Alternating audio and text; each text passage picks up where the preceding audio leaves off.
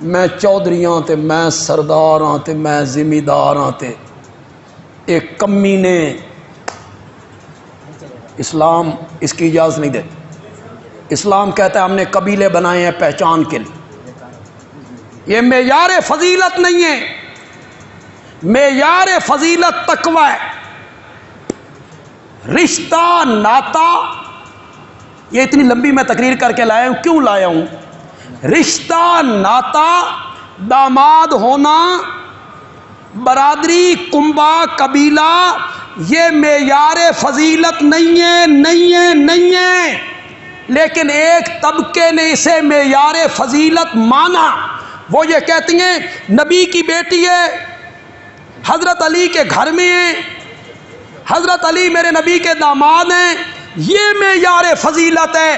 ہم کہتی ہیں اگرچہ رشتہ ناتا معیار فضیلت نہیں، لیکن اگر تجھے ضد ہے نا تو پھر بندیالوی کہتا ہے حضرت علی کو میرے نبی نے ایک بیٹی دی تھی، عثمان کو 2 بیٹیاں دی، پھر بھی فضیلت میں کون اعلیٰ ہوگا؟ اگر یہی وجہ فضیلت ہے تو میرے آقا نے 2 بیٹیاں ان کو۔ کچھ نئے لوگ آئے ہیں تو میری بات کو سنیں۔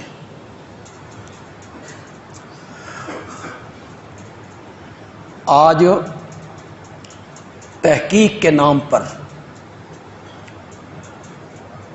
ایک طبقے نے بنو امیہ کے خلاف نفرت پھیلائی۔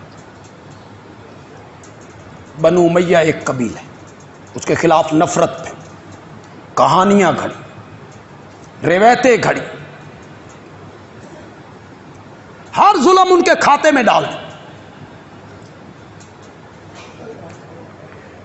تاریخ میں لکھا ہو، مسئلہ یہ بن گیا کہ بنو عباس جو تھے یہ بنو امیہ کا تختہ الٹ کے آئے تھے۔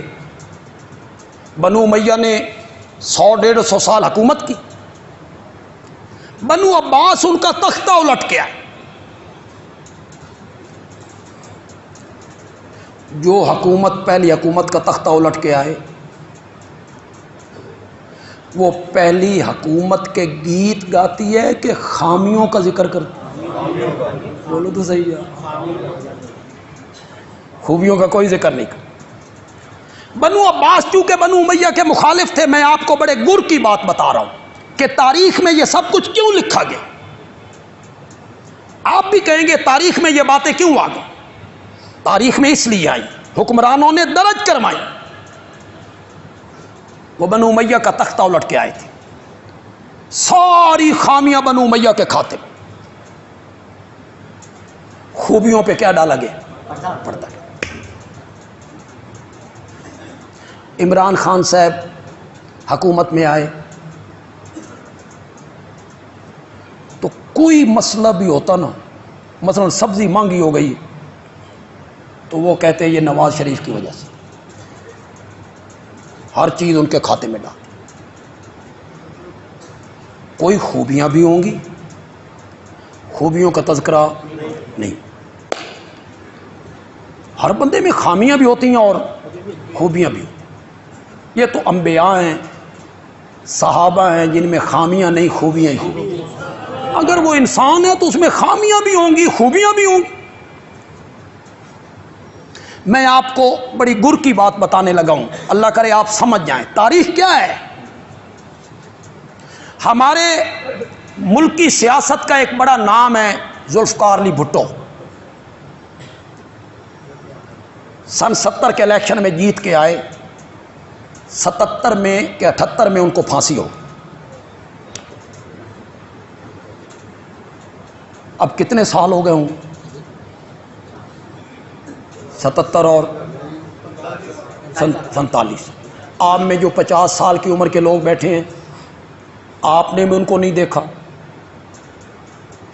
اور جو 40 سال کے ہیں وہ تو پیدا بھی نہیں ہوئے تھے، اس سے پہلے وہ اپنے اللہ کے پاس چلے گئے۔ آپ نے اگر بھٹو کو سمجھنا ہو کہ ذوالفقار علی بھٹو کیسا آدمی تھا، اس کا کیا طریقہ ہے؟ کیسے سمجھیں گے؟ تاریخ ان کی سوانح حیات لکھی جائے گی، ان کی سوانح حیات پہ کوئی کتاب لکھی جائے گی، وہ آپ پڑھیں گے تو آپ سمجھیں گے کہ بھٹو کس قسم کا آدمی تھا۔ اگر تاریخ لکھی ہے کسی پیپلز پارٹی والے بندے نے، ان کی سوانح حیات لکھی ہے کسی پیپلز پارٹی کے بندے نے، وہ ان کی خوبیوں کا ذکر کرے گا، خامیوں کا ذکر نہیں کرے۔ کیوں؟ اس کی محبت ہے ان سے، وہ اپنے دل میں ان کے لیے عقیدت رکھتا ہے، محبت رکھتا ہے۔ وہ کہے گا 90,000 فوجیوں کو چھڑا کے لائے تھے، اسلامی سربراہی کانفرنس لاہور میں کروائی تھی، ختم نبوت کا مسئلہ حل کروایا تھا، اتوار کی بجائے جمعے کی چھٹی کروائی تھی۔ وہ یہ بیان کرے گا۔ اور اگر تاریخ لکھنے والا ہوا، ان کی سوانح حیات لکھنے والا ہوا ان کا مخالف، تو وہ کیا کرے گا؟ وہ خوبیوں پہ کیا ڈالے گا؟ خامیاں اجاگر کرے، خامیاں اجاگر کرے۔ انہوں نے قومی اسمبلی کا اجلاس نہ ہونے دیا، شیخ مجیب الرحمان مشرقی پاکستان میں اکثریت حاصل کر گئے، انہوں نے یہاں تقریر کرتے ہوئے کہا جو ادھر جائے گا میں اس کی ٹانگیں توڑ دوں گا۔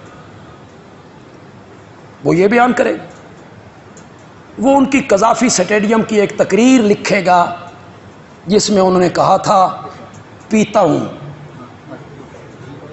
تھوڑی سی پیتا ہوں، حلوہ تو نہیں کھاتا۔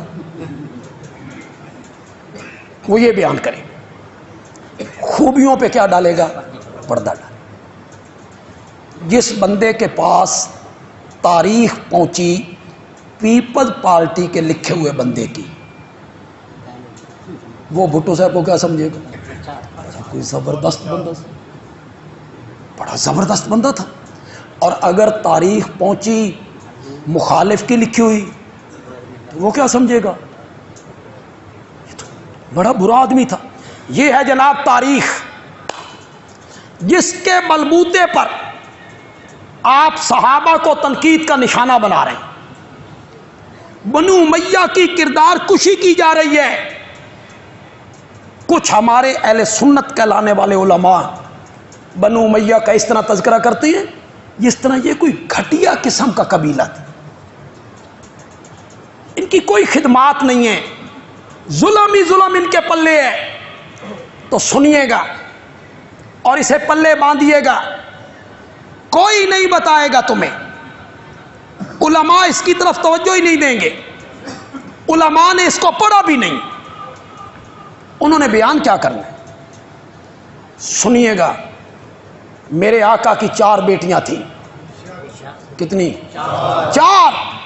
میرے آقا نے 3 بیٹیاں بنو امیہ کو بیاہ کے دیں، صرف ایک بیٹی ہاشمیوں کو، حضرت علی رضی اللہ تعالیٰ عنہ، باقی 3 بیٹیاں آپ نے کس کے نکاح میں دی؟ بنو امیہ کے نکاح۔ اگر یہ قبیلہ ایسا برا قبیلہ ہوتا تو میرے آقا اپنی بیٹیوں کا نکاح اس قبیلے میں کرتے۔ آپ نے بھی یہ کہانی سنی ہوگی، ہم نے بھی طالب علمی کے زمانے میں سنی تھی جب ہماری تحقیق کوئی نہیں تھی، کہ ہاشم اور امیہ جڑواں پیدا ہوئے تھے، ان کی پیٹھیں ملی ہوئی تھی، پیٹھیں تلوار سے الگ کیا گیا، ہاشم اور امیہ کو تلوار سے الگ کیا۔ پھر آگے خطیب صاحب کہتے ہیں اس دن جو تلوار چلی نا، پھر ان دونوں قبیلوں کے درمیان تلوار چلتے، ہم بھی سنتے تھے، پڑھتے بھی تھے، لیکن چونکہ تحقیق نہیں تھی، آپ یہ سن کر حیران ہو، ہاشم اور امیہ آپس میں چچا اور بھتیجا ہیں، سن رہے ہو کہ کوئی نہیں سن رہے؟ یہ چاچا تے بھتریجا کنجیاں کٹھے پیدا ہو؟ ہاشم چچا ہیں، امیہ، لیکن جھوٹ گھڑنے والوں کو اس کی کوئی پرواہ نہیں، انہوں نے انہیں جرمہ پیدا کر کے دکھا۔ اس طرح کی کہانیاں گھڑی گئیں۔ میرے آقا نے اپنی 3 بیٹیاں کس کے نکاح میں دی تھی؟ زور سے بولو، زور سے بولو، بنو امیہ کے نکاح میں۔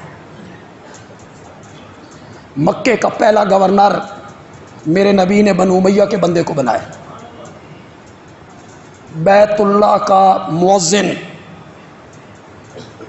سب سے پہلا مؤذن میرے نبی نے بنو امیہ کو بنایا تھا۔ نجران کا گورنر میرے نبی نے بنو امیہ کو بنایا تھا۔ اپنی زندگی میں بنو امیہ کو میرے نبی نے عہدے دی، ان کی خدمات کا اعتراف کی۔